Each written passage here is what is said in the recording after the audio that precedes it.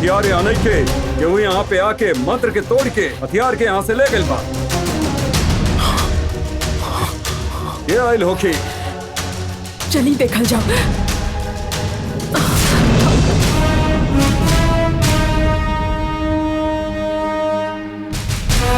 अरुण हमनी के हथियार लेके जा रहा। अरुण के पास इतना शक्ति कहाँ से आयल? यू मंत्र तोड़ के हथियार लेके गए। अभी सब सोचे के वक्त नहीं थे। अरुण ओकरा लेके सनाइगी के देवे जा रहा। पहले हमनी के ओकरा रोके के होखी। चली।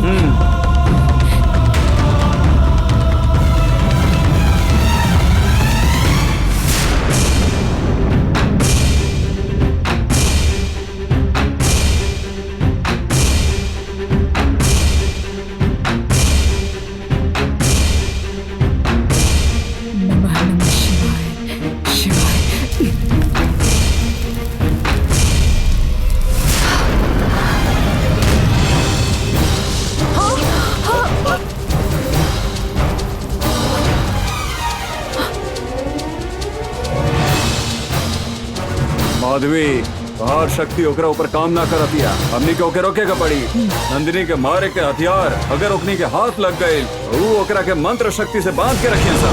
ओकरे बाद हमनी कुछ ना कर पाल जाए। चलिए ओकरा रोकल जाओ।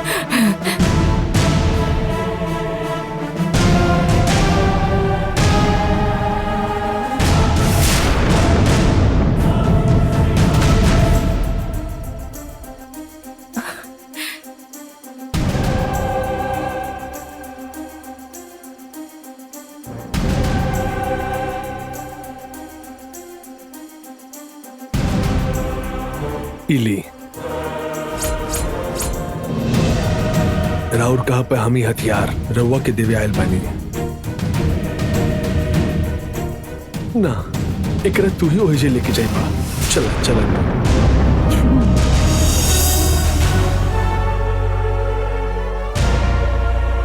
इस सब के हम यहीं खत्म कर दे। एक को कदम आगे ना बढ़ा पाइए। सही सा रउआ जल्दबाजी में कोनो फैसला मत ली। तनी सब्र करी।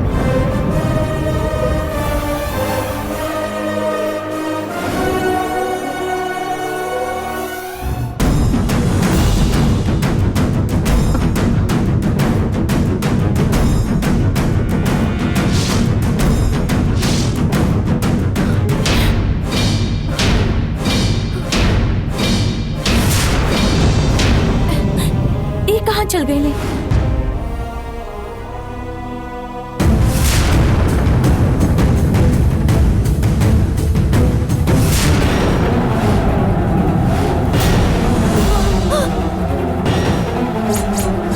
हे भगवान, यहाँ के हथियार कहाँ गए?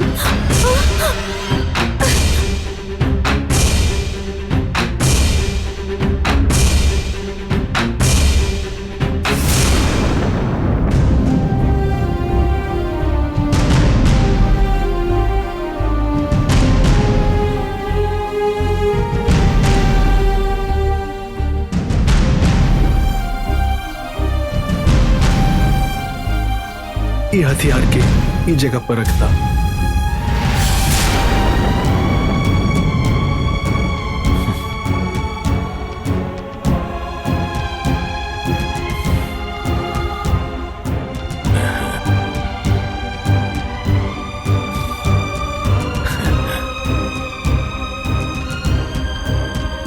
वो लोग हथियार के लेके जाए के कोशिश करी। उससे पहले ये हथियार के चारों तरफ मंत्र बंधन रखे गए होगी। ओकर खातिर हमरा कालू के पूजा करे के होगी।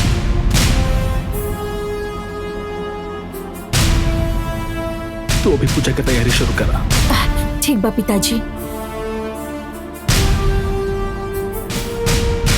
पिताजी पूजा की तैयारी शुरू कर देता नहीं। अब रउआ जैसे कहले रहनी वैसे नहीं हम कहीं नहीं। अब हमार गंगा के कुछ ना होके के चाहिए। एक जिम्मेदारी रउआ के। हथियार अब हमने के हाथ में आ गई बा कि वो कुछ भी न कर। हाँ, तू चिंता मत करा। अब हम देखा।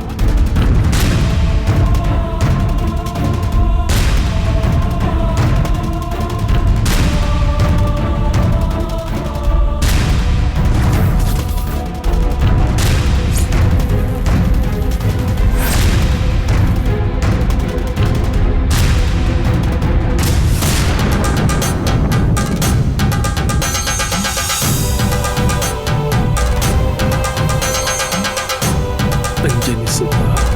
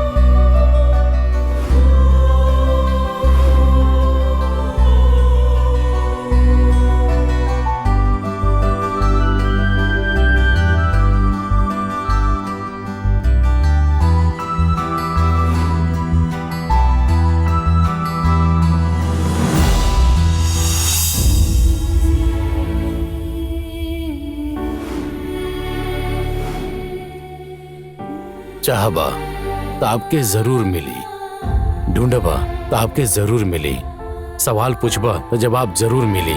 कहे कि जौन से चाहेला ओके जरूर मिलेला, दिल से मंगबा तो तोहरा जरूर मिली। फादर, फादर,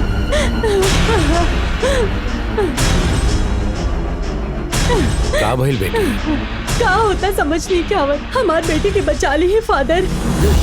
बच्चन के साथ खेलते वक्त अचानक बेहोश होके गिर गई फादर। अब आप ही हमार बेटी के बचा सकेनी। बाहर चर्च के कार खड़ा बा, हम ड्राइवर के कह देता नहीं तो तुरंत एकरा के अस्पताल लेकर जा। एकर तबियत बिल्कुल अच्छा नहीं के फादर। एकर सांस रुक गई तो लगल खेलते वक्त एक कुछ भयानक देख लेले हुई तो ऐसे डर गई। ये कहाँ खेलत रहा? ये शमशान के पास खेलत रहे। आप जरा देखी ना फादर।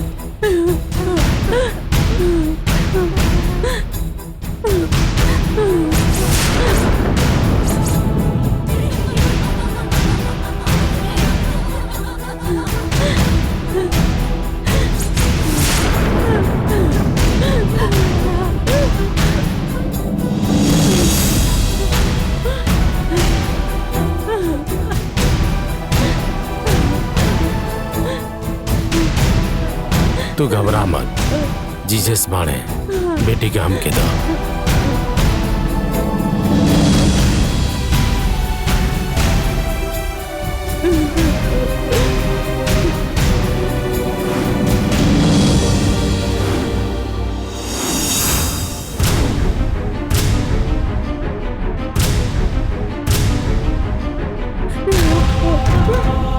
जीसस तू कहले रहला जे केहू भी बच्चन के हमारा नाम से स्वीकार करेला वो हमार भी स्वीकार करेला, और जे हमार स्वीकार करेला वो सिर्फ हमार ही स्वीकार नहीं करेला, वो जे हमारा साथ भेजले बा ओकरा के भी स्वीकार करेला।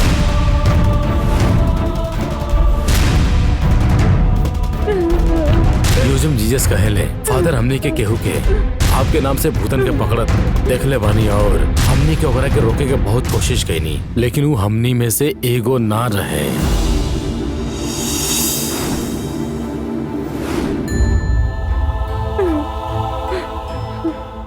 लेकिन यीशु कहले जे हमनी के खिलाफ नहीं खे वो हमनी खातिर फायदेमंद बा।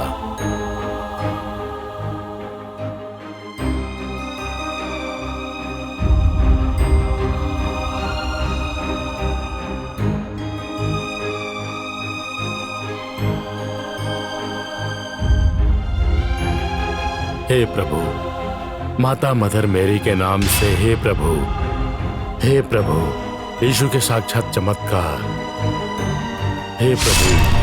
हे प्रभु तुम्हारी बच्चा की अब तू ही मदद करा। हे प्रभु मदद करा।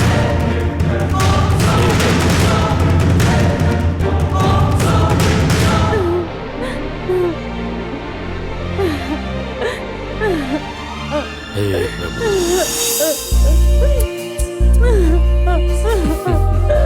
फादर आपके बहुत बहुत शुक्रिया। अब तो हर बेटी के आसपास कोनो भी बुरा शक्ति ना आ पाई। तू जा। Thank you father, thank you so much.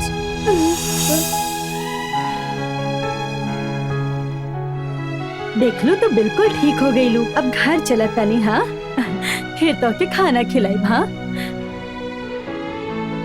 का भइल बेटी?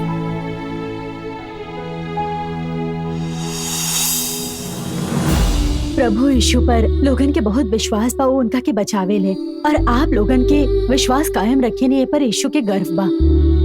हमारे काम के असली हकदार हमरा खातिर ही फादर ही बाड़े, कहे कि लिए फादर के आशीर्वाद से ही आज हम एजा बानी। आप सच में अपन लिया फादर के इतना सम्मान करें ये देख के हमके बहुत खुशी होता।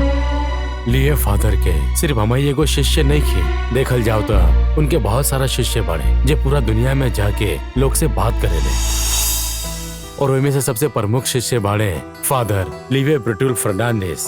हम उनका बारे में बहुत सुनले बानी फादर, आज तक उनका से मिले के मौका ना मिल पाए।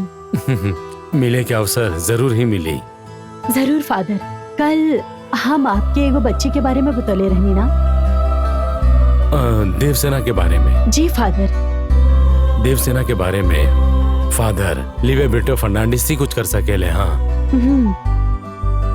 वो जहाँ फादर बाढ़े वो हृदय माता चर्च में हम खबर भिजवा दिले।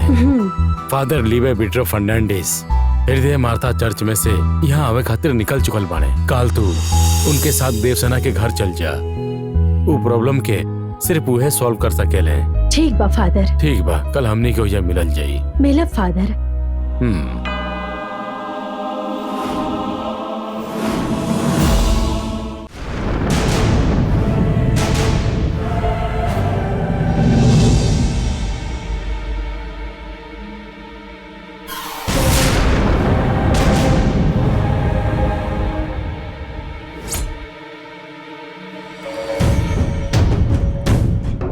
नंदिनी के मारे खातिर बनावली हथियार के हमने के कब्जा में आए के बाद पूजा करबा और ओकर बाद नाग नंदनियन के खिलाफ एकर इस्तेमाल करे से कि नाग नंदनियन के खत्म कर ले।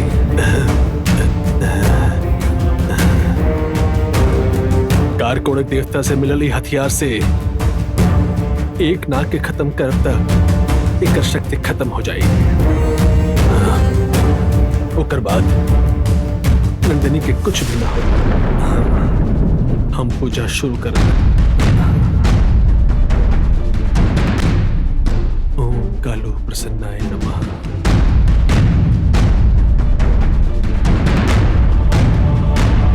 ओम कालो प्रसन्नाय, ओम कालो प्रसन्नाय, ओम कालो प्रसन्नाय, ओम कालो प्रसन्नाय, ओम कालो प्रसन्नाय, ओम कालो प्रसन्नाय।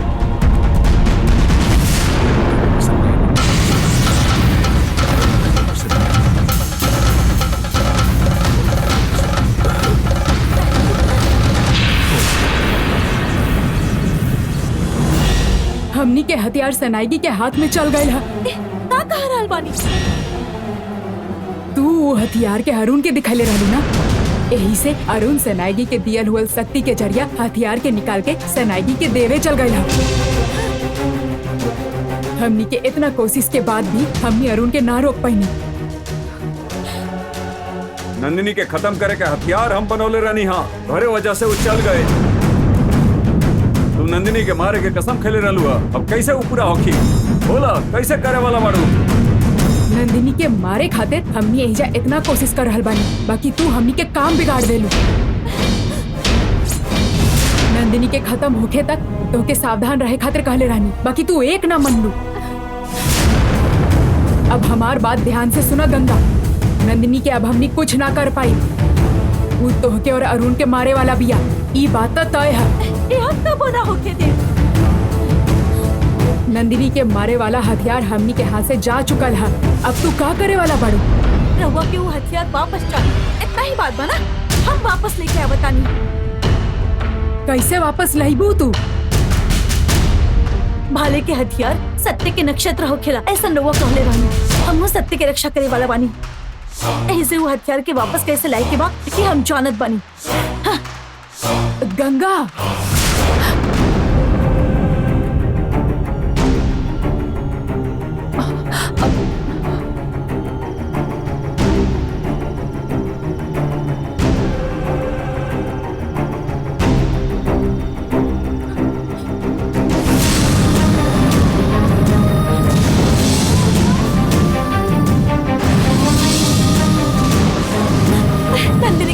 करे खातिर तैयार कइल गइलू हथियार तो हमरा खातिर बनवले बड़ा। यदि ई बात सच बा त नंदिनी से भी बढ़ के ताकत तोहरा पास बा, तो तू वापस आइबा, वापस आइबा।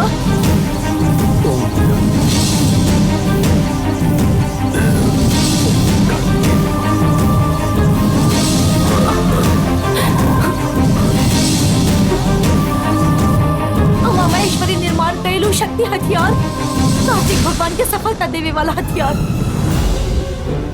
यदि तू हमार मदद करे खातिर आइल बाड़ा त तू अभी हमरा पासे वापस लौट आइबा। सत्य के रक्षा करे वाला तू धर्म के खिलाफ मत जइह। नाग पूजा करे वाली भक्त तोहरा के पुकार रहल बाड़ी। पिताजी के साया से अनाथ होके वाली बेटी तोहरा के पुकार रहल बाड़ी। अपना सुहाग बचावे वाली एगो पत्नी तोहरा के पुकार रहल बाड़ी।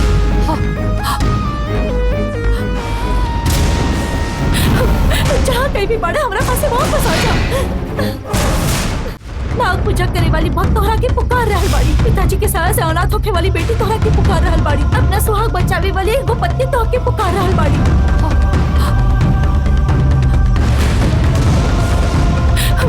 जहाँ कहीं भी बाड़ा हमरा पासे वापस आ जा। वापस आ।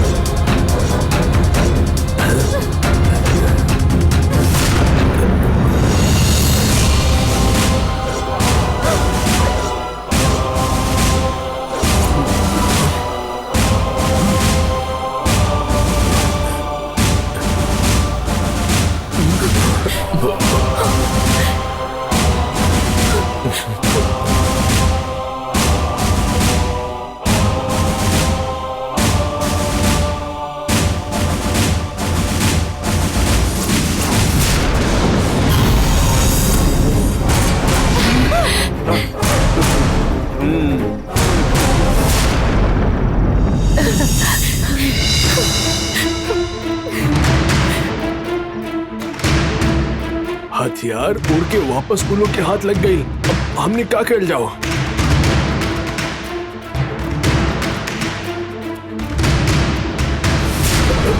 धीरे धीरे उन लोग की ताकत बढ़त जाता। ऐसे में हमने उन लोग के कैसे हरा सके नहीं। और कितना दिन हम लोग के असफलता के सीढ़ी चढ़ेंगे होगी।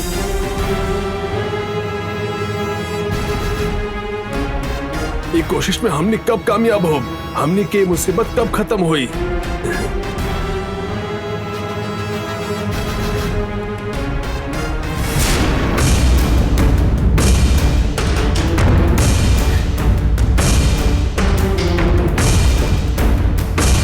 खत्म करे खातिर ये हथियार चाहत रहे ना।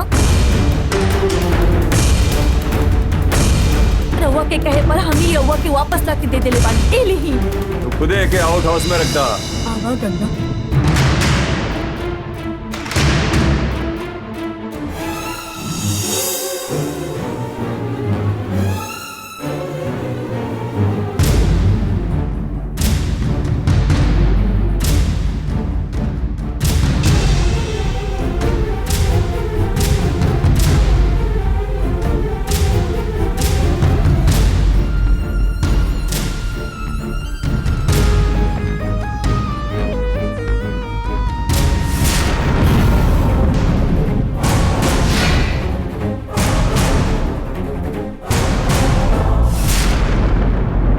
कहाँ चल गए रानी?